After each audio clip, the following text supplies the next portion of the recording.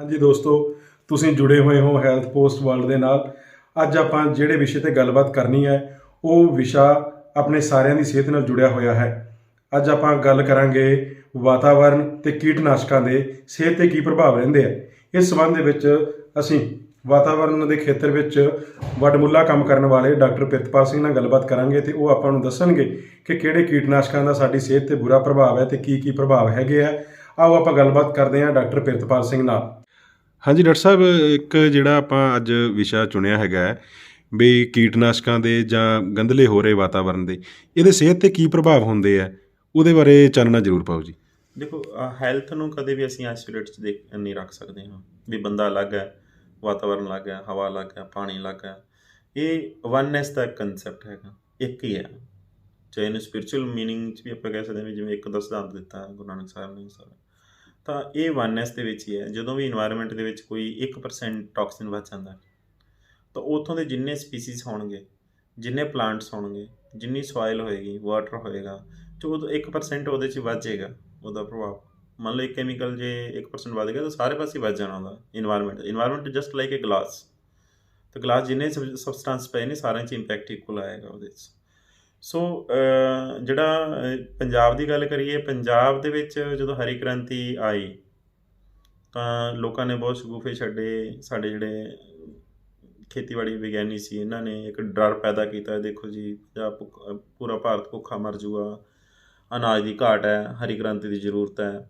ਤਾਂ pesticide fertiliser ਨੂੰ promote ਕੀਤਾ ਬਾਏ ਐਗਰੀਕਲਚਰ ਸਾਇੰਟਿਸਟ। ਇਸ ਸਮੇਂ ਦੇ ਵਿੱਚ ਜਿਹੜੀ ਹਰੀ ਕ੍ਰਾਂਤੀ ਹੈ ਇਹ ਇੱਕ ਘੱਲੂਘਾਰਾ ਸਾਬਿਤ ਹੋਇਆ, ਵੱਡਾ ਹਰਾ ਘੱਲੂਘਾਰਾ ਵੀ ਕਹਿ ਸਕਦੇ, ਜਿਨ੍ਹਾਂ ਨੇ ਹਜ਼ਾਰਾਂ ਲੋਕਾਂ ਦੀ ਜਾਨ ਲਈ ਹੈ। ਇਹ ਹੈਲਥ ਨੂੰ ਟੋਟਲੀ ਇਸਨੇ ਡਿਸਟਰੋਏ ਕੀਤਾ। ਔਰ ਅੱਜ ਜਿਹੜਾ ਤੁਸੀਂ ਕਹਿ ਸਕਦੇ ਹੋ ਕਿ ਸਾਨੂੰ ਬੜਾ ਮਾਣ ਤਾਂ ਮਿਲਿਆ ਕਿ ਪੰਜਾਬ ਜਿਹੜਾ ਹੈਗਾ ਉਹ ਫੂਡ ਬਾਸਕਟ ਹੈਗਾ ਭਾਰਤ ਦੀ, ਪਰ ਐਕਚੁਅਲ ਦੇ ਵਿੱਚ ਇਹ ਫੂਡ ਬਾਸਕਟ ਨਹੀਂ ਹੈਗਾ। ਅਸਲ ਦੇ ਵਿੱਚ ਹੁਣ ਇਹ ਬਿਮਾਰੀਆਂ ਦਾ ਘਰ ਬਣ ਗਿਆ। ਅਤੇ ਇਸ ਵਕਤ ਦੇ ਵਿੱਚ ਇਹਦੇ ਨਾਲ ਕੋਈ ਨਹੀਂ ਖੜਾ ਪੰਜਾਬ ਦੇ ਨਾਲ, ਸਾਰਾ ਇੱਕ ਇਕੱਲਾ ਪੈ ਗਿਆ।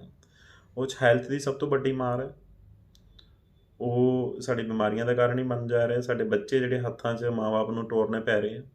Nobody secure. ਪਹਿਲਾਂ ਇਹ ਕਿਹਾ ਜਾਂਦਾ ਸੀ ਕਿ ਨਹੀਂ 70-80 ਸਾਲ ਦੀ ਉਮਰ ਹੈਗੀ ਆ, ਹੁਣ ਆਮ ਗੱਲਾਂ 'ਚ ਹੁਣ ਲੱਗੇ ਨਹੀਂ 60 ਕੁ ਸਾਲ ਉਮਰ ਹੋ ਜਾਏ ਤਾਂ ਬਹੁਤ ਵੱਡੀ ਗੱਲ ਹੈ। ਕਿਉਂਕਿ ਹਰ ਇੱਕ ਬੰਦਾ ਇੰਨਾ ਇਨਸਿਕਿਉਰ ਹੋ ਗਿਆ ਮੇਰੇ 'ਚ ਪਤਾ ਨਹੀਂ ਕੀ ਪਣਪੀ ਬੈਠਾ ਹੈ। ਮਾੜੀ ਜਿਹੀ ਫੁੰਸੀ ਵੀ ਹੋ ਜਾਏ, ਥੋੜ੍ਹੀ ਜਿਹੀ ਗੰਢ ਹੋ ਜਾਏ ਤਾਂ ਸਭ ਤੋਂ ਪਹਿਲਾਂ ਉਹਨਾਂ ਨੂੰ ਲੱਗਦਾ ਮੈਨੂੰ ਕੈਂਸਰ ਹੋ ਗਿਆ।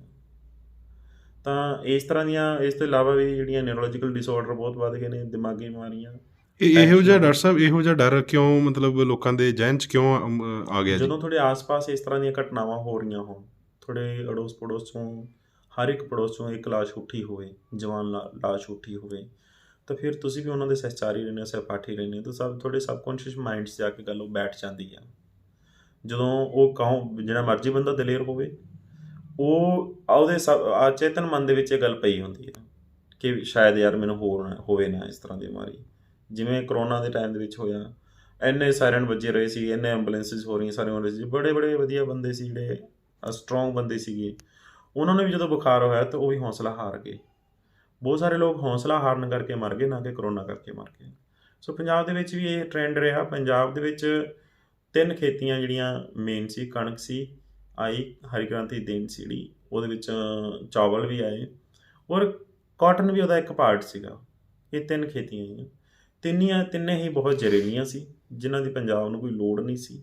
ਨਾ ਪੰਜਾਬ ਚਾਵਲ ਖਾਂਦਾ ਸੀ, ਨਾ ਕੋਈ ਨਰਮੇ ਦਾ ਵਪਾਰ ਕਰਦਾ ਸੀ, ਔਰ ਨਾ ਹੀ ਇੱਥੇ ਇੰਨੀ ਇਹਨੂੰ ਲੋੜ ਸੀ, ਨਾ ਹੀ ਇੱਥੇ ਕਣਕ ਵੀ ਇੰਨੀ ਮਾਤਰਾ 'ਚ ਨਹੀਂ ਖਾਂਦੇ ਸੀ, ਕਿਉਂਕਿ ਪੰਜਾਬੀ ਸੀ, ਪੰਜਾਬੀਆਂ ਦਾ ਫੂਡ ਸੀ ਜਿਹੜਾ ਉਹ ਛੋਟੇ ਅਨਾਜਾਂ ਦੇ ਆਧਾਰਿਤ ਸੀਗਾ। ਅਤੇ ਹਰ ਤਰ੍ਹਾਂ ਦਾ ਮਿਕਸ ਫੂਡ ਖਾਂਦੇ ਸੀ। ਅਤੇ ਆਪਣੇ ਆਪ 'ਚ ਪੰਜਾਬ ਕਿਸ ਲਈ ਮੰਨਿਆ ਜਾਂਦਾ ਸੀ ਕਿ ਆਪਦੀ ਸਿਹਤ ਲਈ ਮੰਨਿਆ ਜਾਂਦਾ ਸੀ, ਵੈਲਥ ਲਈ ਨਹੀਂ ਮੰਨਿਆ ਜਾਂਦਾ ਸੀ, ਹੈਲਥ ਲਈ ਮੰਨਿਆ ਜਾਂਦਾ ਸੀ। ਅੱਜ ਉਲਟਾ ਹੋ ਗਿਆ ਕਿ ਹੈਲਥ ਵੀ ਨਹੀਂ ਰਹੀ ਔਰ ਵੈਲਥ ਸਾਡੇ ਕਰਜ਼ੇ ਹੋ ਗਏ ਸਾਡੇ ਸਿਰ 'ਤੇ। ਔਰ ਨਤੀਜਾ ਹੋਇਆ ਕਿ ਹੁਣ ਤੁਸੀਂ ਕਾਟਨ ਦੀ ਗੱਲ ਕਰਦੇ ਹੋ, ਤੁਸੀਂ ਜਦੋਂ ਕੋਈ ਐਗਜ਼ਾਮਪਲ ਦਿੰਦਾ ਕਹਿੰਦੇ ਦੇਖੋ ਜੀ 1 ਕਿਲੋ ਚਾਵਲ ਉਗਾਉਣ ਵਾਸਤੇ 5500 ਲੀਟਰ ਪਾਣੀ ਚਾਹੀਦਾ ਹੈ। ਅਤੇ ਮੈਂ ਕਹਿੰਦਾ ਕਿ ਜੇ ਤੁਸੀਂ 1 ਕਿਲੋ ਨਰਮਾ ਉਗਾਉਂਦੇ ਹੋ, ਤੁਹਾਨੂੰ ਮਿਨੀਮਮ 11,000 ਲੀਟਰ ਪਾਣੀ ਚਾਹੀਦਾ ਹੈ ਉਗਾਉਣ ਵਾਸਤੇ, 1 ਕਿਲੋ ਨਰਮਾ ਉਗਾਉਣ ਵਾਸਤੇ ਜੀ। ਔਰ ਅਦਰਵਾਈਜ਼ ਕਿਹਾ ਤਾਂ ਇਹ ਜਾ ਰਿਹਾ ਵੀ 22,000 ਲੀਟਰ ਤੱਕ ਪਾਣੀ ਲੱਗ ਜਾਂਦਾ ਇਹਦੇ 'ਚ, ਜੇ ਤੁਸੀਂ ਟਿਊਬਵੈੱਲ ਦਾ ਪਾਣੀ ਲਗਾਉਂਦੇ ਤਾਂ। ਔਰ ਸਭ ਤੋਂ ਜ਼ਿਆਦਾ ਸਪਰੇਹਾਂ, ਤੁਸੀਂ ਜੇ ਤੁਸੀਂ ਮੇਰੀ ਉਮਰ ਦੇ ਜਿਹੜੇ ਹਮ ਉਮਰ ਮੇਰੇ 40 ਸਾਲ ਤੱਕ ਦੀ ਉਮਰ ਦੇ ਜਿਹੜੇ ਬੰਦੇ ਬੈਠੇ ਹੋਣਗੇ, ਉਹ ਉਹਨਾਂ ਨੂੰ ਪਤਾ ਹੋਏਗਾ ਕਿ ਅਸੀਂ ਕਿੰਨੀਆਂ ਕੁ ਸਪਰੇਆਂ ਸਿੱਟੀਆਂ। ਔਰ ਜੇ ਉਹਨਾਂ ਦੇ ਸਾਹਮਣੇ ਮੈਂ ਜਦੋਂ ਅੰਕੜਾ ਕੱਢ ਕੇ ਦੇਖਦਾ, ਸਟੱਡੀ ਕਰਦੇ ਹਾਂ, ਤਾਂ ਰੂਹ ਕੰਬ ਜਾਂਦੀ ਹੈ ਕਿ ਸਾਡਾ ਕੀ ਬਣੇਗਾ, ਕਿਉਂਕਿ ਉਹ ਪੈਸਟੀਸਾਈਡ ਸੀ ਜਿਨ੍ਹਾਂ ਨੂੰ ਟੱਚ ਕਰਨਾ ਵੀ ਮਨ੍ਹਾ ਸੀ ਕਿ ਤੁਸੀਂ ਨੰਗੇ ਹੱਥ ਨਾਲ ਉਹਨੂੰ ਟੱਚ ਨਹੀਂ ਕਰਨਾ। ਤਾਂ ਉਹ ਤਾਂ ਇੱਥੋਂ ਦੇ ਕਿਸਾਨਾਂ ਨੇ ਆਪਦੇ ਪਿੰਡਾਂ 'ਤੇ ਡੋਲੀਆਂ ਨੇ, ਆਪਣੇ ਬੱਚਿਆਂ ਦੇ ਆਪਦੀਆਂ ਹੱਥੀਂ ਢੋਲਕੀਆਂ ਚਕਾਈਆਂ ਨੇ, ਔਰ ਬਿਨਾਂ ਕਿਸੇ ਪ੍ਰੀਕਾਸ਼ਨ ਤੋਂ ਉਹਨਾਂ ਨੂੰ ਛਿੜਕੀਆਂ ਨੇ। ਔਰ ਇੰਨਾ ਕੁ ਪਾਗਲ ਹੋ ਗਏ ਸੀ ਜਿਹੜੇ, ਅਸਲ 'ਚ ਕਹਿ ਸਕਦੇ ਹਾਂ ਕਿ ਜਿਹੜੇ ਕਿਸਾਨ ਸੀ ਉਹ ਦੁਕਾਨਦਾਰਾਂ ਦੇ ਹੱਥੇ ਚੜ੍ਹ ਗਏ ਸੀ ਕਿ ਤੀਸਰੇ ਦਿਨ ਵੀ, ਹਰ ਤੀਸਰੇ ਦਿਨ ਸਪਰੇਅ ਕਰਨੀ ਪੈ ਰਹੀ ਸੀ ਇਹ ਕਾਟਨ ਦੀ ਫਸਲ ਨੂੰ ਸਾਬਿਤ ਕਰਨ ਵਾਸਤੇ। ਔਰ ਇਹ ਤਰਾਸਦੀ ਦੇਖੋ ਜਨਾਬ ਕਿ 10 ਸਾਲ ਤੱਕ ਜਿਹੜੇ ਕਾਟਨ ਹਲਕਿਆਂ ਦੇ ਵਿੱਚੋਂ ਕਾਟਨ ਉਜੜਦੀ ਰਹੀ ਹੈ।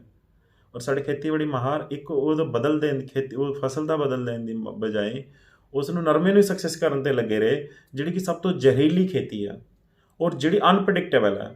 ਹਾਂ, ਇਹ ਡਾਕਟਰ ਸਾਹਿਬ ਵੇਖਣ 'ਚ ਆਇਆ ਵੀ ਜਦੋਂ ਜੇ ਕੋਈ ਬੀਜ ਹੈ ਜਿਹੜਾ ਨਰਮੇ ਦਾ, ਉਹ ਜੇ ਐਤਕੀ ਸਫਲ ਨਹੀਂ ਹੋਇਆ, ਅਗਲੀ ਵਾਰ ਬੀਜ ਨਰਮੇ ਦਾ ਹੀ ਆਉਣਾ, ਹਾਂ, ਉਹਦੀ ਨਵੇਂ ਦੀ ਕਾਢ ਕੱਢ ਲੈਂਦੇ ਆ ਵੀ ਇਹਨੂੰ ਬਿਮਾਰੀਆਂ ਘੱਟ। ਤੁਸੀਂ ਦੇਖੋ ਇੱਕ ਛੋਟੀ ਐਗਜ਼ਾਮਪਲ ਦੇਣਾ ਅਬੋਹਰ ਏਰੀਏ ਦੀ ਮੈਂ। ਅਬੋਹਰ ਫਾਜ਼ਿਲਕਾ ਜਿਹੜਾ ਹੈ ਇਹ ਨੋਨ ਹੈਗਾ ਕਿ ਸਿਟਰਸ ਦੇ ਫਰੂਟਸ, ਇੱਥੇ ਮੰਨਿਆ ਜਾਂਦਾ ਵੀ ਇੱਥੇ ਹਰ ਇੱਕ ਫਰੂਟ ਹੋ ਸਕਦਾ। ਇਹ ਧਰਤੀ ਇੰਨੀ ਜ਼ਰਖੇਜ਼ ਹੈ। ਤੁਸੀਂ ਉਸ ਧਰਤੀ ਨੂੰ, ਜਿਹੜੀ ਫਰੂਟਾਂ ਦੀ ਧਰਤੀ ਸੀ, ਤੁਸੀਂ ਉਸ ਧਰਤੀ ਨੂੰ ਜ਼ਹਿਰਾਂ ਨਾਲ ਰੰਗ ਕੇ ਅਤੇ ਕਾਟਨ ਦੀ ਧਰਤੀ ਬਣਾਇਆ। ਤੁਹਾਨੂੰ ਪਤਾ ਕਿਉਂ ਬਣਾਇਆ ਸੀ? ਕਿਉਂਕਿ ਜਦੋਂ ਹਰੀ ਕ੍ਰਾਂਤੀ ਆਈ ਸੀ ਨਾ, ਉਦੋਂ ਇੱਥੇ ਪੰਜਾਬ ਦੇ ਵਿੱਚ ਟੈਕਸਟਾਈਲ ਇੰਡਸਟਰੀ ਵੀ ਆਈ ਸੀ। ਔਰ ਟੈਕਸਟਾਈਲ ਇੰਡਸਟਰੀ ਨੂੰ ਉਹਨਾਂ ਸਮਿਆਂ 'ਚ ਯੂਰਪ ਨੇ ਬਾਹਰ ਕੱਢਤਾ ਸੀ, ਕਿਉਂਕਿ ਇਹ ਸਭ ਤੋਂ ਡਰਟੀ ਸੀ, ਸਭ ਤੋਂ toxic C. Dirty, ਥਰਸਟੀ and toxic, ਇਹ ਤਿੰਨੇ ਤਰ੍ਹਾਂ ਦੀ ਸੀ ਧਰਤੀ। ਵੀ ਇਸ ਪਾਣੀ ਨੂੰ ਨਾ ਤਾਂ ਸਾਂਭਿਆ ਜਾ ਸਕਦਾ, ਨਾ ਹੀ ਇਸ ਨੂੰ ਟਰੀਟ ਕੀਤਾ ਜਾ ਸਕਦਾ, ਔਰ ਇਹ ਪਾਣੀ ਦੀ ਬਹੁਤ ਜ਼ਿਆਦਾ ਹੇਠਲਾ ਪਾਣੀ ਵੀ ਬਹੁਤ ਖਾਂਦੀ ਹੈ। ਇਸ ਕਰਕੇ ਇਹਨੂੰ ਹਮੇਸ਼ਾ ਦਰਿਆਈ ਕੰਢਿਆਂ 'ਤੇ ਲਗਾਇਆ ਜਾਂਦਾ। ਟੈਕਸਟਾਈਲ ਇੰਡਸਟਰੀ ਨੂੰ ਜਿਵੇਂ ਲੁਧਿਆਣੇ 'ਚ ਲਗਾਇਆ ਗਿਆ, ਲੈਦਰ ਇੰਡਸਟਰੀ ਨੂੰ ਜਿਵੇਂ ਜਲੰਧਰ 'ਚ ਲਗਾਇਆ। ਲੈਦਰ ਇੰਡਸਟਰੀ ਵੀ ਇਹਦਾ ਪਾਰਟ ਹੈ, ਇਲੈਕਟ੍ਰੋਪਲੇਟਿੰਗ ਵੀ ਇਹਦਾ ਪਾਰਟ ਹੈ। ਇਹ ਤਿੰਨੇ ਇੰਡਸਟਰੀਆਂ ਬਹੁਤ ਖਤਰਨਾਕ ਸੀਗੀਆਂ। ਤਾਂ ਟੈਕਸਟਾਈਲ ਇੰਡਸਟਰੀ ਨੂੰ ਜਿੰਦਾ ਰੱਖਣਾ ਹੈ, ਉਹਦੇ ਵਾਸਤੇ ਨਰਮਾ ਬਹੁਤ ਜ਼ਰੂਰੀ ਹੈ। ਇਸ ਕਰਕੇ ਇਸ ਖਿੱਤੇ ਨੂੰ, ਜਿੱਥੇ ਹੋਰ ਖਿੱਤੇ 'ਚ ਤਾਂ ਇੰਨਾ ਹੁੰਦਾ ਨਹੀਂ ਸੀਗਾ ਨਰਮਾ, ਇਸ ਖਿੱਤੇ ਨੂੰ ਇੰਨਾ ਪ੍ਰਮੋਟ, ਇੰਨਾ ਇਹਨੂੰ ਫੰਡਿੰਗ ਕੀਤੀ ਗਈ, ਸਭ ਕੁਛ ਕੀਤਾ ਗਿਆ ਕਿ ਤੁਸੀਂ ਨਰਮਾ ਖਾਓ। We need cotton, that's why we have to grow cotton. ਇਹ ਸਾਡੇ ਖੇਤੀਬਾੜੀ ਮਾਹਰਾਂ ਦੀ ਇਹ ਐਗਜ਼ਾਮਪਲ ਉਹਨਾਂ ਦਾ ਹੁੰਦਾ ਸੀ, ਮੋਟੋ ਹੁੰਦਾ ਸੀ। ਹਾਂਜੀ, ਕਿਉਂਕਿ ਉਹ ਇੰਡਸਟਰੀ ਨੂੰ ਜਿੰਦਾ ਰੱਖਣਾ ਸੀ, ਉਹ ਡਰਟੇ ਨੂੰ। ਔਰ ਉਹ ਕੱਪੜਾ ਅਸੀਂ ਨਹੀਂ ਪਹਿਨਦੇ ਹਾਂ, ਉਹ ਪੂਰੀ ਦੁਨੀਆ ਨੂੰ ਪਹਿਨਾਇਆ ਜਾਂਦਾ ਹੈ। ਸਾਨੂੰ ਇੱਕ ਸ਼ਗੂਫਾ ਦੇਤਾ ਕਿ ਦੇਖੋ ਜੀ, ਭਾਰਤੀ ਹੋਜਰੀ ਦਾ ਸ਼ਹਿਰ ਬਣ ਗਿਆ ਲੁਧਿਆਣਾ, ਐਡਾ ਵੱਡਾ ਟੈਕਸਟਾਈਲ ਕਿੰਗ ਹੈ ਜੀ।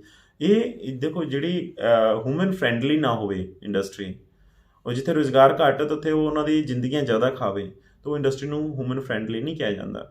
ਪੰਜਾਬ ਐਗਰੀਨ ਸਟੇਟ ਹੈ, ਇੱਥੇ ਜਿਹੜੀ ਖੇਤੀ ਇੰਡਸਟਰੀ ਹੋਣੀ ਚਾਹੀਦੀ ਸੀ ਉਹ ਐਗਰੋ ਬੇਸ ਹੋਣੀ ਚਾਹੀਦੀ ਸੀ ਜੀ। ਔਰ ਜਿਵੇਂ ਅਬੋਹਰ ਹੈ, ਫਾਜ਼ਿਲਕਾ ਹੈ, ਸਿਟਰਸ ਕਿੰਗ ਸੀ, ਅਤੇ ਇੱਥੇ ਸਿਟਰਸ ਫਰੂਟਾਂ ਨੂੰ ਜਾਂ ਅਦਰ ਫਰੂਟਸ ਨੂੰ ਇੱਥੇ ਬੜਾਵਾ ਦੇ ਕੇ ਤੁਸੀਂ ਇੱਥੇ ਫਰੂਟ ਬੇਸ ਇੰਡਸਟਰੀ ਇੱਥੇ ਡਿਵੈਲਪ ਹੋਣੀ ਚਾਹੀਦੀ ਸੀ। ਇੱਥੇ ਮਜ਼ਦੂਰ ਨੂੰ ਵੀ ਓਨਾ ਹੀ ਰੁਜ਼ਗਾਰ ਮਿਲਣਾ ਸੀ, ਔਰ ਇੱਥੇ ਜਿਹੜੇ ਕਿਸਾਨ ਨੂੰ ਵੀ ਓਨਾ ਹੀ ਰੁਜ਼ਗਾਰ ਮਿਲਣਾ ਸੀ। ਅਸੀਂ ਕਹਿ ਸਕਦੇ ਹਾਂ ਕਿ ਪੰਜਾਬ 'ਚ, ਪੂਰੇ ਪੰਜਾਬ ਤੋਂ ਬਾਹਰੋਂ ਆ ਕੇ ਜਿਵੇਂ ਲੁਧਿਆਣੇ 'ਚ ਕੰਮ ਕਰਦੇ ਨੇ ਲੋਕ, ਉਸ ਤਰ੍ਹਾਂ ਇੱਥੇ ਵੀ ਉਹਨੇ ਲੋਕਾਂ ਨੂੰ ਰੁਜ਼ਗਾਰ ਦੇਣਾ ਸੀ ਇਸਨੇ।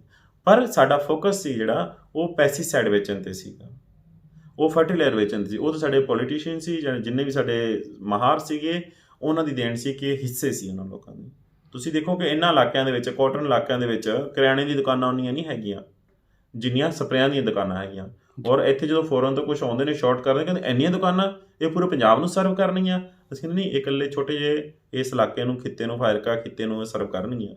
ਔਰ ਉਹਦੇ ਵਿੱਚੋਂ ਖਤਰਨਾਕ ਸਪਰੇਆਂ ਸੀ ਜਿਹੜੀਆਂ, ਉਹ ਐਂਡੋਸਲਫਾਨ ਸੀ, ਮੈਲੇਥੀਨ ਸੀ, ਸਾਈਪਰ ਸੀ। ਇਹ ਬਹੁਤ ਖਤਰਨਾਕ ਸਪਰੇਆਂ ਸੀ ਜਿਨ੍ਹਾਂ ਨੂੰ ਡਰਟੀ ਡਜਨ ਦੇ ਵਿੱਚ ਰੱਖਿਆ, ਸ਼੍ਰੇਣੀ 'ਚ ਰੱਖਿਆ ਗਿਆ, ਦੁਨੀਆ ਦੀਆਂ 12 ਸਭ ਤੋਂ ਟੌਕਸਿਕ ਸਪਰੇਆਂ ਵਿੱਚ ਰੱਖਿਆ ਗਿਆ। ਉਹ ਸਪਰੇਆਂ ਇਸ ਇਲਾਕੇ ਦੇ ਵਿੱਚ ਵਰਤੀਆਂ ਗਈਆਂ। ਉਹ ਅੱਜ ਜਿਹੜਾ ਤੁਸੀਂ ਦੇਖ ਰਹੇ ਹੋ, ਕੈਂਸਰ ਪੈਦਾ ਹੋਣਾ, ਜਿਹੜੇ ਬਿਮਾਰੀ, ਅਸਲ 'ਚ ਜਦੋਂ ਬੱਚਾ ਕਨਸੀਵ ਹੁੰਦਾ ਮਾਂ ਦੇ ਪੇਟ 'ਚ, ਇੱਕ ਸੈੱਲ ਤੋਂ ਦੋ ਸੈੱਲਾਂ ਤੋਂ ਇੱਕ ਸੈੱਲ ਬਣਦਾ ਹੈ। ਉਸ ਸਮੇਂ ਦੇ ਵਿੱਚ ਜਿਹੜਾ ਜ਼ਹਿਰ ਆ ਕੇ ਉਹ ਦੋਵਾਂ ਦੇ ਵਿਚਾਲੇ ਆ ਕੇ ਬੈਠ ਜਾਏਗਾ, ਅਤੇ ਇੱਕ ਤੋਂ ਦੋ ਹੋਣਗੇ ਸੈੱਲ, 2 ਤੋਂ 4 ਹੋਣਗੇ, ਡਿਵਾਈਡੇਸ਼ਨ ਹੋਣੀ ਹੈ, ਪੂਰਾ ਸਰੀਰ ਬਣਨਾ ਹੈ। ਤੁਹਾਡੇ ਸਰੀਰ ਦੇ ਇੱਕ ਸੈੱਲ ਦੇ ਵਿੱਚ ਉਹ ਜ਼ਹਿਰ ਬੈਠ ਗਿਆ। ਅੱਜ ਜਿਹੜੇ ਕੈਂਸਰ ਦੇ ਬਿਮਾਰੀ ਦੇ ਸ਼ਿਕਾਰ ਨੇ ਮਰੀਜ਼, ਉਹ ਜਿਹੜੇ ਜਨਮੇ ਨੇ, ਉਸ ਸਮੇਂ 'ਚ ਜਨਮੇ ਨੇ ਜਦੋਂ ਸਭ ਤੋਂ ਜ਼ਹਿਰੀਲੇ ਖੇਤੀ ਇੱਥੇ ਹੋ ਰਹੀ ਸੀ, ਸਭ ਤੋਂ ਜ਼ਹਿਰੀਲੀ ਖੇਤੀ ਇੱਥੇ ਹੋ ਰਹੀ ਸੀ। ਔਰ ਉਹ ਹਰ ਇੱਕ ਦੇ ਸਰੀਰ 'ਚ ਇੱਕ ਸੈੱਲ ਦੇ ਵਿੱਚ ਜ਼ਹਿਰ ਪਿਆ ਹੈ। ਉਹਦਾ ਨਤੀਜਾ ਹੈ ਕਿ ਇੱਥੇ ਜਵਾਨੀ ਦੇ ਵਿੱਚ ਗੁਰਦੇ ਫੇਲ ਹੋ ਗਏ, ਜਵਾਨੀ 'ਚ ਹਾਰਟ ਅਟੈਕ ਹੋ ਗਏ ਬੰਦਿਆਂ ਨੂੰ, ਜਵਾਨੀ 'ਚ ਇੱਥੇ ਕੈਂਸਰ ਹੋ ਗਿਆ, ਜਵਾਨੀ 'ਚ ਸਾਰੀਆਂ ਜਿਹੜੀਆਂ ਬਿਮਾਰੀਆਂ ਇਹ ਵਧੀਆਂ ਇੱਥੇ। ਔਰ ਐਂਡੋਸਲਫਾਨ ਦਾ ਦੇਖੋ ਜਨਾਬ ਕਿ ਐਂਡੋਸਲਫਾਨ 2008 ਦੇ ਵਿੱਚ ਰੌਲਾ ਪਿਆ ਕਾਰਸੋਗੜ੍ਹ ਦੇ ਵਿੱਚ ਕਿ ਇੱਥੇ ਹਰ ਪਿੰਡ ਦੇ ਵਿੱਚ ਭਾਈ ਜਿਹੜੇ ਬੱਚੇ 30 ਤੋਂ 40 ਬੱਚੇ ਹੋ ਗਏ ਮੈਂਟਲਡ ਹੋ ਗਏ। ਉੱਥੇ ਲੋਕ ਇੰਨੇ ਵੇਰ ਸੀ ਕਿ ਉਹਨਾਂ ਨੇ ਪੂਰਾ ਸਟੇਟ ਹਿਲਾਤੀ ਔਰ ਉੱਥੇ ਐਂਡੋਸਲਫਾਨ ਨੂੰ ਬੈਨ ਕੀਤਾ। ਫਿਰ 4 ਸਾਲ ਲੱਗ ਗਏ ਜਾ ਕੇ ਸੁਪਰੀਮ ਕੋਰਟ ਨੇ ਪੂਰੇ ਦੁਨੀਆ 'ਚ ਬੈਨ ਕੀਤਾ ਇਸ ਇੰਡੀਆ 'ਚ ਬੈਨ ਕੀਤਾ ਇਸ ਨੂੰ। ਔਰ ਸੁਪਰੀਮ ਕੋਰਟ ਨੇ ਨਾਲ 500 ਕਰੋੜ ਰੁਪਇਆ 5200 ਵਿਕਟਮਸ ਨੂੰ ਦਿੱਤਾ। 500 ਕਰੋੜ 52 ਵਿਕਟਮ ਨੂੰ ਦਿੱਤਾ ਰੀਹੈਬਿਲਿਟੇਸ਼ਨ ਵਾਸਤੇ। ਪਰ ਸਾਡੇ ਇਲਾਕੇ 'ਚ ਤਾਂ ਪਤਾ ਨਹੀਂ ਕਿੰਨੀ ਐਂਡੋਸਲਫਾਨ ਡੋਲੀ ਆ। ਮੈਨੂੰ ਲੱਗਦਾ ਸਾਰੇ ਕਿਸਾਨ ਜਾਣਦੇ ਹੋਣਗੇ ਐਂਡੋਸਲਫਾਨ ਇੰਨੀ ਸੁੰਡੀ ਵਾਸਤੇ, ਅਮਰੀਕਨ ਸੁੰਡੀ ਵਾਸਤੇ ਇੰਨੀ ਡੋਲੀ। ਔਰ ਇੰਨੇ ਹਰ ਘਰ 'ਚ ਕਿੰਨੇ 70 ਵਿਸ਼ੇ ਆ, ਕਿੰਨੇ ਬੱਚੇ ਜਿਹੜੇ ਮੈਂਟਲ ਹੋਏ ਹਰ ਪਿੰਡ 60 ਤੋਂ ਜ਼ਿਆਦਾ ਬੱਚੇ ਨੇ, ਉਹਨਾਂ ਵਾਸਤੇ ਕੋਈ ਰੀਹੈਬਿਲਿਟੇਟ ਨਹੀਂ ਹੋਇਆ। ਔਰ ਉਹ ਕੰਪਨੀ ਬੜੀ ਐਡਾ ਅਰਬਾਂ ਰੁਪਏ ਦਾ ਬਿਜ਼ਨਸ ਬਣਾ ਕੇ ਬੜਾ ਸੇਫ ਐਂਡ ਨਿਕਲ ਗਏ ਇੱਥੋਂ। ਉਸੇ ਤਰ੍ਹਾਂ ਰਾਉਂਡ ਅਪ ਹੈ, ਘਾਹ ਬਾਲਣ ਵਾਲੀ ਸਪਰੇਅ। ਮੇਰੇ ਸਾਰੇ ਕਿਸਾਨ ਵੀਰ ਕਹਿੰਦੇ ਦੇਖੋ ਜੀ ਇਹ ਤਾਂ ਬੜੀ ਵਧੀਆ ਜਾੜੀ ਵੱਢਦੀਆਂ ਨੇ, ਗੁੱਲੀ ਸਿੱਟਾ ਨਹੀਂ ਹੁੰਦਾ ਸਾਡੇ। ਇਹ ਦੇਖੋ ਜੀ ਇਹ ਘਾਹ ਨਦੀ ਨਹੀਂ ਹੋਣ ਦਿੰਦੀ, ਇਹ ਬੜੀ ਵਧੀਆ। ਮੈਂ ਬੜਾ ਹੀ ਦੁਖੀ ਵੀ ਹੁੰਦਾ ਉਦੋਂ ਅੰਦਰੋਂ ਔਰ ਬੜਾ ਪਰੇਸ਼ਾਨ ਵੀ ਹੁੰਦਾ। ਲੋਕਾਂ ਨੂੰ ਕਿਵੇਂ ਇੱਕ ਬੰਦੇ ਨੂੰ ਕਿਵੇਂ ਸਮਝਾਵਾਂਗੇ ਅਸੀਂ ਕਿ ਜਿਹੜੀ ਘਾਹ ਬਾਲਣ ਵਾਲੀ ਸਪਰੇਅ ਘਾਹ ਦੀ ਜੜ੍ਹਾਂ ਨਹੀਂ ਬਾਲਦੀ, ਇਹ ਤੁਹਾਡੀ ਪੀੜ੍ਹੀਆਂ ਦੀ ਜੜ੍ਹਾਂ ਬਾਲੂਗੀ ਜੀ। ਜਿਹੜੀ ਰਾਉਂਡ ਅਪ ਹੈ ਇਹ ਅਸਲ ਦੇ ਵਿੱਚ ਵੀਅਤਨਾਮ ਦੇ ਵਿੱਚ ਜੋ ਯੁੱਧ ਹੋ ਰਿਹਾ ਸੀ, ਅਮਰੀਕਾ ਨੇ ਏਜੰਟ ਔਰੰਜ ਦੇ ਨਾਮ 'ਤੇ ਵਰਤੀ ਸੀ ਇਸ ਨੂੰ। ਰਾਉਂਡ ਅਪ ਦਾ ਨਾਮ ਹੀ ਉੱਥੋਂ ਹੀ ਲਿਆ ਸੀ ਉਹਨਾਂ ਨੇ। ਉੱਥੇ ਗਰੀਲਿਆਂ ਨੂੰ ਮਾਰਨ ਵਾਸਤੇ, ਉੱਥੇ ਜੰਗਲਾਂ ਨੂੰ ਸਾੜਨ ਵਾਸਤੇ ਜਹਾਜ਼ ਦੇ ਨਾਲ ਕੀਤੀ ਜਾਂਦੀ ਸੀ। ਔਰ ਉੱਥੋਂ ਦਾ ਆંકੜਾ ਹੈਗਾ ਕਿ ਜਦੋਂ ਵੀਅਤਨਾਮ ਦੇ ਵਿੱਚ ਇਹ ਸਪਰੇਅ ਛਿੜਕੀ ਗਈ ਸੀ 11 ਲੱਖ ਲੋਕ ਉਹ ਡਿਸੇਬਲ ਹੋਏ ਸੀ। ਔਰ ਇਹ ਰੈੱਡ ਕਰਾਸ ਆਫ ਵੀਅਤਨਾਮ ਦਾ ਆંકੜਾ ਹੈ। ਔਰ ਉਹ ਏਜੰਟ ਔਰੰਜ ਜਦੋਂ ਉੱਥੇ ਯੁੱਧ ਬੰਦ ਹੋ ਗਿਆ, ਉਸੇ ਏਜੰਟ ਔਰੰਜ ਨੂੰ ਉਹਨਾਂ ਨੇ ਬੰਦ ਕਰਕੇ ਰਾਉਂਡ ਅਪ ਮਨਸੈਂਟੋ ਨੇ ਉਹੀ ਕੈਮੀਕਲ ਨੂੰ ਆਪਣੇ ਪੈਟੈਂਟ ਕਰਾਇਆ ਔਰ ਰਾਉਂਡ ਅਪ ਨੂੰ ਉਹ ਵਰਤਿਆ, ਪੂਰੀ ਦੁਨੀਆ 'ਚ ਵਰਤਿਆ ਐਜ ਏ ਨਦੀਨਨਾਸ਼ਕ, ਇਸ ਨੂੰ ਹਰਬੀਸਾਈਡ ਦੀ ਤਰ੍ਹਾਂ। ਔਰ ਜਦੋਂ ਇਹਦਾ ਬਹੁਤ ਜ਼ਿਆਦਾ ਦੁਨੀਆ 'ਚ ਰੌਲਾ ਪਿਆ, ਪ੍ਰੂਵ ਕਰਤਾ ਲੋਕਾਂ ਨੇ, ਕੈਂਸਰ ਮਰੀਜ਼ ਹੋਏ, ਸਭ ਕੁਛ ਹੋਏ, ਤੇ ਇਹਦੇ ਮਨਸੈਂਟੋ 'ਤੇ ਹਜ਼ਾਰਾਂ ਕੇਸ ਹੋਏ। ਅਸਲ 'ਚ ਮਨਸੈਂਟੋ ਡੁੱਬ ਹੀ ਉਸ ਕਰਕੇ ਗਈ ਸੀ, ਮਨਸੈਂਟੋ ਕੰਪਨੀ ਡੁੱਬ ਗਈ ਸੀ। ਔਰ ਜਿਹਦੇ ਕਰਕੇ ਪਿਛਲੇ ਸਾਲ ਮਨਸੈਂਟੋ ਵਿਕ ਗਈ ਬਾਇਰ ਦੇ ਹੱਥੋਂ। ਹੁਣ ਜਿਹੜਾ ਕੰਮ ਮਨਸੈਂਟੋ ਕਰ ਰਹੀ ਸੀ ਉਹ ਕੰਮ ਹੁਣ ਬਾਇਰ ਕਰ ਰਹੀ ਹੈ। ਹੁਣ ਬਾਇਰ ਵੇਚ ਰਹੀ ਹੈ ਇਹਨੂੰ, ਗਲਾਈਫੋਸੇਟ ਨੂੰ, ਰਾਉਂਡ ਅਪ ਨੂੰ। ਔਰ ਰਾਉਂਡ ਅਪ ਪੂਰੀ ਦੁਨੀਆ 'ਚ ਬੈਨ ਹੈ, ਇਕੱਲੇ ਭਾਰਤ 'ਚ ਚੱਲ ਰਹੀ ਹੈ। ਈਵਨ ਛੋਟਾ ਜਿਹਾ ਦੇਸ਼ ਹੈ ਸ਼੍ਰੀਲੰਕਾ, ਉੱਥੇ ਵੀ ਬੈਨ ਹੈ, ਰਾਈਟ। ਪੂਰੀ ਭਾਰਤ 'ਚ ਚੱਲ ਰਹੀ ਹੈ ਔਰ ਪੰਜਾਬ ਦੇ ਵਿੱਚ ਵੀ ਅੰਨ੍ਹੇਵਾਹ ਇਸ ਨੂੰ ਵਰਤਿਆ ਜਾ ਰਿਹਾ। ਉਹਦਾ ਨਤੀਜਾ ਹੈ ਕਿ ਇੱਥੇ ਘਰ ਘਰ 70 ਵਿਛ ਰਿਹਾ। ਪਹਿਲਾਂ ਯੰਗ ਬੱਚਿਆਂ 'ਚ ਕਿਡਨੀ ਫੇਲੀਅਰ ਨਹੀਂ ਹੁੰਦੇ ਸੀ, ਹੁਣ ਹਰ ਇੱਕ ਪਿੰਡ 'ਚ ਤੁਸੀਂ ਦੇਖੋ ਉੱਥੇ ਕਿਡਨੀ ਫੇਲੀਅਰ ਹੋ ਰਿਹਾ, ਹਾਰਟ ਅਟੈਕ ਹੋ ਰਿਹਾ, ਅੰਨ੍ਹੇ ਹੋ ਰਹੇ ਬੱਚੇ, ਔਰ ਬੱਚੇ ਮੈਂਟਲ ਹੋ ਰਹੇ ਆ, ਕੈਂਸਰ ਤਾਂ ਆਮ ਹੋ ਗਿਆ। ਇਹ ਗੱਲਾਂ ਇਹ ਸਾਡਾ ਇਹ ਸਪਰੇਹਾਂ ਪੈਸਟੀਸਾਈਡਸ ਕੰਪਨੀਆਂ ਨੇ। ਗਵਰਨਮੈਂਟ ਨੂੰ ਚਾਹੀਦਾ ਕਿ ਘੱਟੋ ਘੱਟ ਇਹਨਾਂ ਦੀ ਰਿਸਪੌਂਸਿਬਿਲਿਟੀ ਫਿਕਸ ਕਰੇ ਕਿ ਅਗਰ ਕੋਈ ਹੈਲਥ ਹੈਜ਼ਰਡਸ ਹੁੰਦਾ ਹੈ, ਅਗਰ ਤੁਸੀਂ ਕਹਿੰਦੇ ਸੇਫ ਹੈ, ਇਹ ਪੈਸਟੀਸਾਈਡ ਦਾ ਕੋਈ ਨਹੀਂ, ਤਾਂ ਅਗਰ ਕੋਈ ਇਸ ਨੂੰ ਪ੍ਰੂਵ ਕਰਦਾ you have to pay for that. ਤਾਂ ਉਹ ਇਸ ਕਰਕੇ ਤੁਸੀਂ ਬੰਦ ਪਹਿਲਾਂ ਦੱਸੋ ਬੰਦ ਕਿਉਂ ਕੀਤੀ? ਹੁਣ ਪੰਜਾਬ 'ਚ ਬੰਦ ਕਰਤੀ ਰਾਉਂਡ ਅਪ, ਫੋਰਟ ਸੀਡ ਬੰਦ ਕਰਤੀ। ਅੱਛਾ ਬੰਦ ਕਿਉਂ ਕੀਤੀ? ਕਹਿੰਦੇ ਜੀ ਹੈਲਥ ਵਾਸਤੇ ਖਤਰਾ ਸੀ। ਫਿਰ ਇਟ ਮੀਨਸ ਪਹਿਲਾਂ 40-50 ਸਾਲ ਐਵੇਂ ਸਿੱਟ ਗਏ ਤੁਸੀਂ ਬਿਨਾਂ ਕਿਸੇ ਨਾਮ ਤੋਂ ਹੀ। ਹੈਲਥ ਮਤਲਬ ਬੰਦਾ ਉਹਨਾਂ ਲਈ ਕੋਈ ਖਾਸ ਗੱਲ ਨਹੀਂ ਹੈਗਾ, ਕੀੜਾ ਮਕੌੜਾ ਬੰਦਾ। ਤਾਂ ਉਹ ਕੰਪਨੀਆਂ ਕਰੋੜਾਂ ਰੁਪਏ ਦਾ ਬਿਜ਼ਨਸ ਬਣਾ ਕੇ, ਹਜ਼ਾਰਾਂ ਲੱਖਾਂ ਕਰੋੜਾਂ ਦਾ ਬਿਜ਼ਨਸ ਬਣਾ ਕੇ ਚਲੀ ਗਈਆਂ, ਸਾਨੂੰ ਪਤਾ ਹੀ ਨਹੀਂ ਲੱਗਿਆ। ਅੱਛਾ ਡਾਕਟਰ ਸਾਹਿਬ, ਜਿਹੜੀ ਤੁਸੀਂ ਕੈਂਸਰ ਵਾਲੀ ਗੱਲ ਕੀਤੀ ਹੈ, ਇਹ ਫਿਰ ਜਿਹੜੇ ਲਗਭਗ ਮਾਲਵੇ ਖਿੱਤੇ ਦੀ ਗੱਲ ਕਰੀ ਜਾਵੇ ਪੂਰੇ, ਤਾਂ ਮਾਲਵੇ ਦੇ ਵਿੱਚ ਕੈਂਸਰ ਹੈ ਜਿਹੜਾ ਉਹ ਪੰਜਾਬ 'ਚ ਸਭ ਤੋਂ ਵੱਧ ਹੈ। ਸਭ ਤੋਂ ਵੱਧ ਮਰੀਜ਼ ਹੈ ਜਿਹੜੇ ਉਹ ਮਾਲਵੇ 'ਚੋਂ, ਜਿਵੇਂ ਟ੍ਰੇਨ ਕਹਿੰਦੇ ਆ, ਕੈਂਸਰ ਟ੍ਰੇਨ ਜਿਹਨੂੰ ਕਹਿੰਦੇ, ਉਹ ਵੀ ਮਾਲਵੇ 'ਚੋਂ ਜਾਂਦੀ ਹੈ, ਜਿਹੜੀ ਬੀਕਾਨੇਰ। ਇੱਧਰ ਆਪਣੇ ਇੱਕ ਪਿੰਡ ਹੈ ਡੰਗਰਖੇੜਾ, ਉੱਥੇ ਡਾਕਟਰ ਸਾਹਿਬ ਕੈਂਸਰ ਦੇ ਬਹੁਤ ਜ਼ਿਆਦਾ ਮਰੀਜ਼ ਹੈ, ਬਹੁਤ ਗਿਣਤੀ ਮਰੀਜ਼ ਹੁੰਦੇ ਨੇ ਇੱਕ ਪਿੰਡ ਦੇ ਵਿੱਚ। ਤਾਂ ਉਹ ਇੱਕ ਡੰਗਰਖੇੜਾ ਪਿੰਡ ਹੈ। ਇੱਦਾਂ ਦੇ ਬੜੇ ਪਿੰਡ ਮਾਲਵੇ 'ਚ ਹੈਗੇ ਆ ਜਿੱਥੇ ਕੈਂਸਰ ਬਹੁਤ ਹੈ। ਇਹਦਾ ਮਤਲਬ ਜਿਹੜਾ ਆਪਾਂ ਕੀਟਨਾਸ਼ਕ, ਇਹਦੇ ਮੇਨ ਕਾਰਨ ਕੀਟਨਾਸ਼ਕ ਹੀ ਹੈ ਡਾਕਟਰ ਸਾਹਿਬ? ਨਹੀਂ, ਕੀਟਨਾਸ਼ਕ ਵੀ ਹੈ। ਸਾਡਾ ਪਾਣੀ ਜਿਹੜਾ ਉਹ ਪੋਲਿਊਟ ਇੰਨਾ ਕਰਤਾ ਕਿ ਹੁਣ ਜਿਹੜੇ ਇਸ ਖਿੱਤੇ ਦੀ, ਡੰਗਰਖੇੜਾ, ਇਹਨਾਂ ਖੇਤਾਂ ਦੀ ਸਮੱਸਿਆ ਦੇਖੋ ਕਿੰਨੀ ਘਿਰ ਗਈ ਆ। ਜਿਹੜੀ ਟੈਕਸਟਾਈਲ ਇੰਡਸਟਰੀ ਹੈ, ਜਿਹੜੀ ਸਾਡੇ ਨਰਮੇ 'ਤੇ ਖੜੀ ਹੈ, ਜੇ ਨਾ ਹੋਵੇ ਤਾਂ ਉਹ ਟੈਕਸਟਾਈਲ ਇੰਡਸਟਰੀ ਉੱਜੜ ਜੂਗੀ। ਉਹ ਪਾਣੀ ਇੱਕ ਤਾਂ ਪੀਂਦੀ ਹੈ ਉੱਥੋਂ ਦਾ, ਫਿਰ ਵੇਸਟ ਪਾਣੀ ਜਿਹੜਾ ਉਹ ਨਹਿਰ 'ਚ ਛੱਡਦੀ ਹੈ। ਉਹ ਨਹਿਰ ਦਾ ਪਾਣੀ ਪੀਣਾ ਵੀ ਇਹਨਾਂ ਨੂੰ ਪੈਂਦਾ, ਇਹਨਾਂ ਪਿੰਡਾਂ ਨੂੰ ਪੀਣਾ ਪੈ ਰਿਹਾ। ਉਹ ਖਤਰਨਾਕ ਕੈਮੀਕਲ ਨੇ, ਉਹ ਵੀ ਬਹੁਤ ਖਤਰਨਾਕ ਨੇ। ਉਹ ਜ਼ਹਿਰੀਲੇ ਕੈਮੀਕਲ ਇਹਨਾਂ ਪਿੰਡਾਂ 'ਚ ਪਹੁੰਚ ਰਹੇ ਆ। ਅੱਛਾ, ਜਦੋਂ ਇਹ ਲੋਕ ਪਾਣੀ ਨਹੀਂ ਪੀਂਦੇ, ਉਹ ਦੇਖ ਲੈਂਦੇ ਨੇ ਮੰਜ਼ਰ ਉਸ ਦਾ, ਕਾਲਾ ਪਾਣੀ ਇਹਨਾਂ ਘਰਾਂ 'ਚ ਆਉਂਦਾ, ਅਤੇ ਪਾਣੀ ਬੰਦ ਕਰ ਦਿੰਦੇ ਨੇ, ਫਿਰ ਹੇਠਲਾ ਪਾਣੀ ਪੀਂਦੇ ਨੇ। ਹੇਠਲੇ ਪਾਣੀ ਦਾ ਇਹ ਹਿਸਾਬ ਹੈ ਕਿ ਪੂਰੇ ਇੰਡੀਆ ਦੇ ਵਿੱਚ ਜਿਹੜਾ ਯੂਰੇਨੀਅਮ ਹੈ, ਪੰਜਾਬ ਦੇ ਵਿੱਚ ਸਭ ਤੋਂ ਹਾਈਐਸਟ ਮੰਨਿਆ ਗਿਆ ਸੀਗਾ, ਉਹ ਸੀਗਾ 660, ਇੰਨਾ ਕੁਛ ਸੀਗਾ। ਔਰ ਹੁਣ ਇਸ ਟਾਈਮ ਤੇ ਕਿੱਕਰ ਖੇੜਾ ਪਿੰਡ ਹੈ ਤੇ ਕੰਧ ਵਾਲਾ ਪਿੰਡ ਹੈ, ਇੱਥੇ ਦੋਵਾਂ ਪਿੰਡਾਂ 'ਚ 1270 ਤੱਕ ਪਹੁੰਚ ਗਿਆ ਯੂਰੇਨੀਅਮ ਦਾ ਲੈਵਲ। ਨਾਈਟ੍ਰੇਟ ਲੈਵਲ ਜਿਹੜਾ ਲੈਸ ਦੈਨ 5 ਹੋਣਾ ਚਾਹੀਦਾ ਹੈ, ਇਹ 510 ਹੈ। ਜਿਹੜਾ ਸਾਡੀ ਯੂਰੀਆ ਸਿੱਟਦੇ ਹਾਂ ਜਿਹੜੀ ਅਸੀਂ, ਉਹ ਪਾਣੀ 'ਚ ਲੀਚ ਹੋ ਕੇ ਨਾਈਟ੍ਰੇਟ ਲੈਵਲ ਪਾਣੀ 'ਚ ਮਿਕਸ ਹੋ ਗਿਆ। ਔਰ ਜਿਹੜਾ TDS ਹੈ, ਜਿਹੜਾ ਬੜਾ ਸਿੰਪਲ ਜਿਹਾ, ਇਹ ਕੋਈ ਸਾਇੰਟੀਫਿਕ, ਇਹ ਤਾਂ ਤੁਹਾਨੂੰ ਸਾਇੰਟੀਫਿਕ ਆંકੜੇ ਦਿੱਤੇ ਜਿਹੜੇ ਵੱਡੀਆਂ ਲੈਬਾਂ 'ਚ ਟੈਸਟ ਹੁੰਦੇ ਨੇ, ਬੜੇ ਮਹਿੰਗੇ ਟੈਸਟ ਨੇ। ਔਰ ਬੜਾ ਸਿੰਪਲ ਜਿਹਾ ਆਈਡੀਆ ਲੈ ਸਕਦੇ ਹੋ ਕਿ ਕਿਸੇ ਪਿੰਡ ਦਾ TDS ਲੈਵਲ 4500 ਤੋਂ ਘੱਟ ਨਹੀਂ ਹੈਗਾ। 150 ਤੋਂ ਲੈ ਕੇ 200 ਤੁਸੀਂ ਘਰਾਂ 'ਚ ਪੀਣ ਵਾਸਤੇ ਰੱਖਦੇ ਹੋ ਫਿੱਟ। ਔਰ ਜਿਹੜਾ 1000 ਤੱਕ ਜਿਹੜਾ ਹੈਗਾ ਉਹ ਮੰਨਿਆ ਗਿਆ ਕਿ ਪਸ਼ੂਆਂ ਵਾਸਤੇ ਸੇਫ ਹੈ। ਜਿਹੜਾ 2200 ਉਹ ਦਰਖਤਾਂ ਤੱਕ ਸੇਫ ਹੈ। ਔਰ ਇੱਥੇ ਤਾਂ ਪਿੱਪਲ ਵੀ ਸੁੱਕ ਗਏ ਨੇ। ਪਿੱਪਲ ਸਭ ਤੋਂ ਵੱਡਾ, ਕਹਿੰਦੇ ਪਿੱਪਲ ਲੱਗ ਗਿਆ ਉਹ ਉੱਜੜਦਾ ਨਹੀਂ, ਤੇ ਪਿੱਪਲ ਵੀ ਸੁੱਕ ਗਏ ਨੇ ਇਸ ਇਲਾਕੇ 'ਚ। ਰੀਜ਼ਨ ਕਿ ਇੱਥੋਂ ਦਾ ਜਿਹੜਾ ਹੇਠਲਾ ਗਰਾਊਂਡ ਵਾਟਰ, ਉਹ ਜਿੰਨੀਆਂ ਪੈਸਟੀਸਾਈਡ ਸਿੱਟੀਆਂ, ਫਰਟੀਲਾਈਜ਼ਰ ਸਿੱਟੀਆਂ, DAP ਅੰਨ੍ਹੇਵਾਹ ਸਿੱਟ ਰਹੇ ਅਸੀਂ। DAP 'ਚ ਯੂਰੇਨੀਅਮ ਵੀ ਹੈਗਾ, ਲੈਡ ਵੀ ਹੈਗਾ, ਆਰਸੈਨਿਕ ਵੀ ਹੈਗੀ ਹੈ, ਹੈਵੀ ਮੈਟਲਸ ਵੀ ਨੇ, ਉਹ ਵੀ ਹੇਠਾਂ ਲੀਚ ਹੋਈ ਜਾ ਰਹੀਆਂ ਨੇ। ਯੂਰੀਆ ਅੰਨ੍ਹੇਵਾਹ ਸਿੱਟਿਆ ਜਾ ਰਿਹਾ, ਉਹ ਵੀ ਨਾਈਟ੍ਰੇਟ ਲੈਵਲ ਹੇਠਾਂ ਵਧੀ ਜਾ ਰਿਹਾ ਉਸ ਦੀ ਵਜ੍ਹਾ ਨਾਲ। ਔਰ ਨੈਟ ਰਿਜ਼ਲਟ ਇਹ ਹੋ ਰਿਹਾ ਕਿ ਹੁਣ ਇੱਥੋਂ ਦੇ ਬਸ਼ਿੰਦਿਆਂ ਲਈ ਮੈਂ ਹਮੇਸ਼ਾ ਇੰਟਰਵਿਊ 'ਚ ਕਹਿਣਾ ਹੁੰਦਾ, ਜੇ ਇੱਕ ਸਾਡੀ ਪੰਜਾਬੀ ਦੀ ਦਾਦਾਗਰੀ ਇੱਕ ਇੰਟਰਵਿਊ ਸੀਗੀ ਹਰਭਜਨ ਸਿੰਘ ਨਾਲ ਚੱਲਦਾ ਸੀ, ਉਹ 'ਚ ਅਸੀਂ ਕਿਹਾ ਸੀਗਾ ਕਿ ਜੇ ਕਦੇ ਪੰਜਾਬੀ ਉਜੜੇ, ਪੰਜਾਬੀ ਮਰਨ ਲੱਗੇ, ਜੇ ਪੰਜਾਬ ਦੀ ਵੈਸੇ ਮੌਤ ਹੋ ਜਾਏਗੀ, ਪੰਜਾਬ ਮਰ ਜਾਏਗਾ ਇਸ ਤਰੀਕੇ ਨਾਲ ਜੇ ਇਹ ਹਾਲਾਤ ਰਹੇ ਤਾਂ। ਔਰ ਜੇ ਇੱਥੇ ਨਾ ਰੋਕਿਆ ਗਿਆ, ਜੇ ਸਭ ਤੋਂ ਪਹਿਲਾਂ ਉਜੜਨਗੇ ਤੇ ਇਹ ਪਿੰਡ ਪਹਿਲਾਂ ਉਜੜਨਗੇ, ਜਿਹੜੀ ਕਾਟਨ ਬੈਲਟ ਹੈ। ਕਿਉਂਕਿ ਸਭ ਤੋਂ ਜ਼ਿਆਦਾ ਜ਼ਹਿਰੀਲੀ ਖੇਤੀ ਜਿਹੜੀ ਹੈ ਉਹ ਕਾਟਨ ਦੀ ਹੁੰਦੀ ਹੈ। ਕਿਉਂਕਿ ਪੈਸਟੀਸਾਈਡ ਵੀ ਨਾਲ ਮਿਕਸ ਹੋ ਜਾਂਦੀਆਂ ਉਹਦੇ 'ਚ, ਫਰਟੀਲਾਈਜ਼ਰ ਤਾਂ ਸਾਰੀ ਜਗ੍ਹਾ ਸਿੱਟੀ ਜਾ ਰਹੀਆਂ ਨੇ, ਇੱਥੇ ਪੈਸਟੀਸਾਈਡ ਜ਼ੋਨ ਵੀ ਹੈ। ਇੱਕ ਨਰਮੇ ਦੀ ਫਸਲ ਤੇ 22 ਸਪਰੇਆਂ ਸਿੱਟਣੀਆਂ ਪੈਂਦੀਆਂ, ਜਿਹੜੀ 4 ਮਹੀਨਿਆਂ ਦੀ ਖੇਤੀ ਹੈ। 22 ਸਪਰੇਆਂ ਸਿੱਟਣੀਆਂ ਪੈਂਦੀਆਂ ਉਸ ਨੂੰ। ਤੁਸੀਂ ਬੜਾ ਸੇਫ ਜਿਹਾ ਸਮਝਦੇ ਹੋ ਬਾਇਰ ਨੂੰ, ਵੀ ਦੇਖੋ ਜੀ ਬਾਇਰ ਹੁਣ ਬੜੀ ਹਲਕੀਆਂ ਸਪਰੇਆਂ ਲੈ ਕੇ ਆਈ ਹੈ। ਜਨਾਬ, ਬਾਇਰ ਦੁਨੀਆ ਦੀ ਸਭ ਤੋਂ ਜਾਇੰਟ ਕੰਪਨੀ ਹੈ, ਜਿਹੜੀ ਕੈਂਸਰ ਦੀ ਦਵਾਈ ਵੀ ਬਣਾਉਂਦੀ ਹੈ ਤੇ ਉਹ ਸਪਰੇਅ ਵੀ ਬਣਾਉਂਦੀ ਹੈ। ਤੁਸੀਂ ਲਿੰਕ ਆਪ ਸਮਝੋ ਕੀ ਹੈ। ਜੇ ਕੈਂਸਰ ਦੀ ਦਵਾਈ ਵੇਚਣੀ ਹੈ ਤਾਂ ਪੈਸਟੀਸਾਈਡ ਫਿਰ ਉਸ ਤਰ੍ਹਾਂ ਦੀ ਬਣਾਉਣੀ ਪੈਣੀ ਹੈ, ਕਿਉਂਕਿ ਜੇ ਕੈਂਸਰ ਘਟ ਗਿਆ ਤੇ ਫਿਰ ਦਵਾਈ ਨਹੀਂ ਵਿਕਣੀ ਕੈਂਸਰ ਦੀ। ਤੇ ਕੈਂਸਰ ਕਿਸ ਨਾਲ ਘਟੇਗਾ? ਜੇ ਆਰਗੈਨਿਕ ਖੇਤੀ ਹੋਏਗੀ। ਆਰਗੈਨਿਕ ਖੇਤੀ ਹੋਈ ਤਾਂ ਫਿਰ ਫਰਟੀਲਾਈਜ਼ਰ ਨਹੀਂ ਵਿਕਣੀ। ਤੇ ਇਹ ਬਾਇਰ ਦੋਨੇ ਕੰਮ ਕਰਦੀ ਹੈ। ਔਰ ਇਹ ਬਾਇਰ ਨੇ ਐਡੀ ਜਾਇੰਟ ਕੰਪਨੀ, ਜਰਮਨ ਦੀ ਕੰਪਨੀ ਹੈ, ਜਿਹਨੇ ਮਨਸੈਂਟੋ ਨੂੰ ਖਰੀਦ ਲਿਆ, ਜਿਹੜੀ ਦੁਨੀਆ ਦੀ ਸਭ ਤੋਂ ਵੱਡੀ ਕੰਪਨੀ ਸੀ। ਔਰ ਉੱਥੇ ਜਦੋਂ ਜਰਮਨ 'ਚ ਲੋਕਾਂ 'ਚ ਉੱਥੇ ਅਟੈਕ, ਉੱਥੇ ਲੋਕਾਂ ਨੇ ਫਾਈਟ ਕੀਤੀ ਵੀ ਇਸ ਐਡੀ ਗੰਦੀ ਕੰਪਨੀ ਖਰੀਦ ਰਹੀ ਹੈ ਬਾਇਰ, ਅਸੀਂ ਨਹੀਂ। ਉਹ ਕਹਿੰਦੇ ਦੇਖੋ ਜੀ, ਇਹਦੇ ਮਨਸੈਂਟੋ 2 ਹੀ ਬੁਲਸ਼ਿਟਸ ਨੇ। ਇੱਕ ਤਾਂ ਇਹਦੇ ਕੋਲ ਰਾਉਂਡ ਅਪ ਹੈ, ਰਾਉਂਡ ਅਪ ਵੇਚਦੀ ਹੈ। ਦੂਜੀ ਹੈ ਜੈਨੇਟਿਕ ਮੋਡੀਫਾਈਡ। ਅਸੀਂ ਆਪਣੀ ਕੰਟਰੀ 'ਚ ਦੋਨੇ ਜੈਨੇਟਿਕ ਮੋਡੀਫਾਈਡ ਤੇ ਜਿਹੜੀ ਰਾਉਂਡ ਅਪ ਗਲਾਈਫੋਸੇਟ ਜਿਹੜੀ ਹੈ, ਸਾਲਟ ਹੈ ਸਪਰੇਅ ਦਾ, ਘਾਹ ਬਾਲਣ ਵਾਲੀ ਸਪਰੇਆਂ ਜਿਹੜੀਆਂ, ਉਹ ਅਸੀਂ ਆਪਣੇ ਕੰਟਰੀ 'ਚ ਨਹੀਂ ਲੈ ਕੇ ਆਵਾਂਗੇ। ਬਾਇਰ ਨੇ ਪ੍ਰੋਮਿਸ ਕੀਤਾ, ਬਟ ਅਦਰ ਕੰਟਰੀ 'ਚ ਅਸੀਂ ਵੇਚਾਂਗੇ। ਇਸ ਅਦਰ ਕੰਟਰੀ 'ਚ ਲਾਈਕ ਇੰਡੀਆ, ਇੱਥੇ ਅਸੀਂ ਵੇਚਾਂਗੇ। ਤੇ ਵੇਚ ਰਹੇ ਹੋ, ਇਹ 'ਚ ਕੀ ਹਰਜ ਕੀ ਹੈ? ਇਹਦੇ 'ਚ ਲੋਕ ਮਰ ਰਹੇ ਆ। ਤਾਂ ਇਹ ਬੜੇ ਸ਼ਗੂਫੇ ਛੱਡੇ ਜਾਂਦੇ ਨੇ, ਕਦੇ ਬਿਸਕੁਟ ਦੇ ਗਏ, ਕਿਸੇ ਨੂੰ ਕੁਛ ਦੇ ਗਏ, ਕਿਸੇ ਨੂੰ ਕੁਛ ਦੇ ਗਏ, but they are killing hour kids. ਉਹ ਸਾਡੇ ਬੱਚਿਆਂ ਨੂੰ ਮਾਰ ਰਹੇ ਆ।